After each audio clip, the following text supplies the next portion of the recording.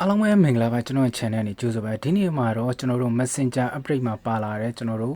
feature အကြောင်းလေးတွေကိုကျွန်တော်အသေးစိတ်တစ်ခုချင်းစီရှင်းပြပေးသွားမှာဖြစ်ပါတယ်เนาะကျွန်တော်လည်းတူတူတစ်ချက်လောက်လိုက်ကြည့်လိုက်အောင်အရင်ဆုံးကျွန်တော်တို့ Messenger ထဲကိုဝင်လိုက်မယ်ဝင်ပြီးရင်ကျွန်တော်တို့ချက်ပေါက်ထဲပေါ့ကျွန်တော်တို့တယောက်ယောက်ထဲကိုဝင်လိုက်မယ်ဝင်ပြီးရင်ကျွန်တော်တို့ဒီ setting တွေကဘယ်လိုသွားမလဲဆိုရင်တရားလေးရှိရเนาะတရားလေးကိုတစ်ချက်နှိပ်လိုက်မယ်ဝင်ပြီးရင်ကျွန်တော်တို့ဒီမှာပါတဲ့ theme တွေ reaction နဲ့ nickname တွေ one effect တွေကတော့ကျွန်တော်မပြောတော့ဘူးဒီအောက်ကဟာလေးတွေအသစ်ပါလာဟာတွေကိုကျွန်တော်ပြောပါเนาะဒီမှာကျွန်တော်တို့ဒီ view media file and link ဆိုတာကဒီဟာလေးပေါ့เนาะဒီဟာလေးရဆိုရင်သူကကျွန်တော်အဲ့ဒီတွေကိုတစ်ချက်ဝင်လိုက်မယ်ဆိုရင်ကျွန်တော်တို့ဒီသူနဲ့ကျွန်တော်နဲ့အပြန်လိုက်ပို့ထားတဲ့ဒီ media ဆိုတာကကျွန်တော်တို့ဟို photo တွေ video တွေဒီမှာတွားပြီးတော့ပြန်ကြည့်လို့ရတယ် file တွေဘာတွေပို့ထားတဲ့ link တွေဆိုတာကျွန်တော်တို့ Facebook link တွေတခြား link တွေဘာတွေပို့ထားလဲဆိုတော့ဒီမှာတွားပြီးတော့ပြန်ကြည့်လို့ရတယ်เนาะပြီးရင်ကျွန်တော်တို့ဒီအောက်က auto save photoကကျွန်တော်တို့ဒီသူ့ဘက်ကနေပို့လာတဲ့ photo တွေကျွန်တော်တို့က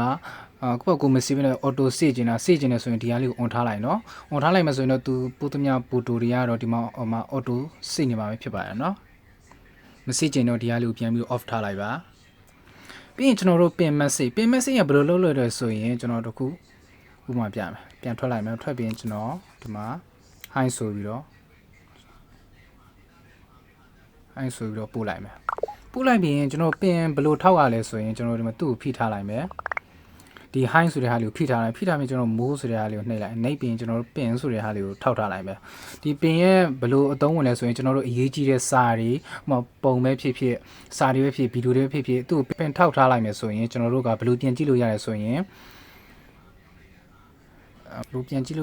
ကျွန်တော်တို့ကဒီမှာပေါ့နော်ဒီထဲကိုတစ်ချက်ပြန်ဝင်လိုက်မယ်ဒီထဲကိုဝင်လိုက်တစ်ချက်ပြန်ဝင်လိုက်ဝင်ပြီးရင်ကျွန်တော်တို့ဒီအောက်မှာ pin message ဆိုတာရှိတယ်ဒီထဲဝင်လိုက်မယ်ခုနကျွန်တော်ထောက်ထားတဲ့ high ဆိုတဲ့ pin လေးကဒီမှာတော့ပေါ်နေတယ်เนาะအရေးကြီးတဲ့ဟာတွေဆိုရင်ကျွန်တော်တို့ကဒီလိုမျိုး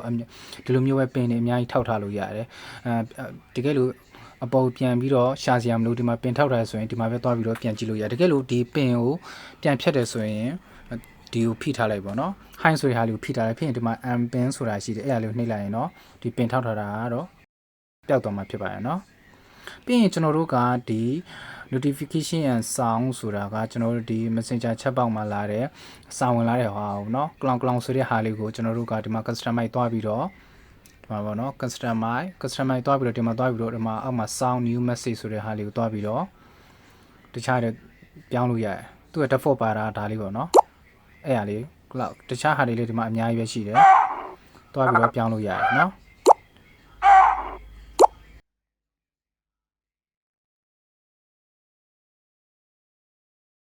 ပြီးရင်ကျွန်တော်တို့ကဒီမှာ share contact ဆိုတာကဒီကျွန်တော်တို့ပြောနေတဲ့ chat box ကိုတခြားလူ share ခြင်းလား share ခြင်းဒီမှာ share contact ကိုနှိပ်လိုက်နှိပ်ပြီးရင်ဒီမှာအများကြီးပဲဘယ်သူ့ကိုပို့ခြင်းလဲဆက်နှိပ်လိုက်ပါတော့เนาะအဲ့လိုမျိုးလေးသူကတော့အလုပ်လုပ်တာပါเนาะပြီးရင်ကျွန်တော်တို့ display message ဆိုတာကသူ့ကိုတစ်ချက်ဝင်လိုက်မယ်ဝင်ပြီးရင်ကျွန်တော်တို့ကဒီမှာ off ထားတယ်ပေါ့နော်သူ့ရဲ့အလုပ်လုပ်ပုံကတကယ်လို့ကျွန်တော်တို့က24 hour ကိုနှိပ်ထားလိုက်မယ်ဆိုရင်ဒီ chat box မှာပြောထားတဲ့ဟာတွေကကျွန်တော်တို့24 hour တရက်ပြည့်တာနဲ့သူကအလိုလိုပျောက်သွားတာဖြစ်ပါတယ်နော်တကယ်လို့မပျောက်ချင်ဘူးအမြဲတမ်းပဲပေါ်ချင်နေဆိုရင်တော့ကျွန်တော်တို့ဒီမှာ off ထားလိုက်ပေါ့နော်24 hour ထားလိုက်မယ်ဆိုရင်တော့သူကကျွန်တော်တရက်ပြည့်တာနဲ့စပြီးတော့ပြောတဲ့နေ့ကနေစပြီးတော့တရက်ပြည့်တာနဲ့သူက auto messenger ကနေသူဖြတ်ပြီးသွားတာဖြစ်ပါတယ်နော်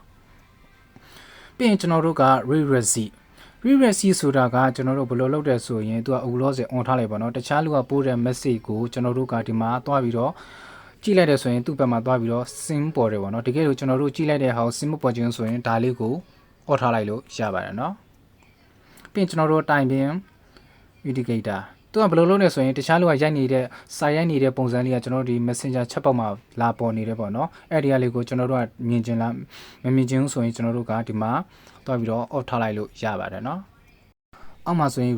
restrict ရဲ့အလုပ်လုပ်ပုံကကျွန်တော်တို့ကဒီ chat box သူ့ကိုကျွန်တော် restrict နှိပ်ထားလိုက်မယ်ဆိုရင်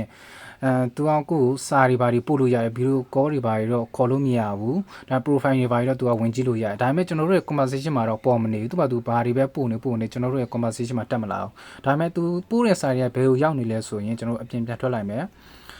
ထွက်ပြီးရင်ကျွန်တော်ဒီအောက်ဆုံးမှာရှိတဲ့ဒီ menu တွေကိုတစ်ချက်ဝင်လိုက်မယ်ဝင်ပြီးရင်ကျွန်တော်တို့ကဒီမှာပေါ့နော်ဒီ message request ဆိုတဲ့အောက်မှာ update ဆိုတဲ့အဲ့ဒီထဲမှာသူက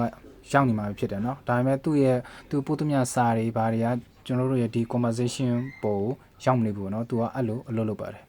အားလုံးပဲကျေးဇူးတင်ပါတယ်เนาะ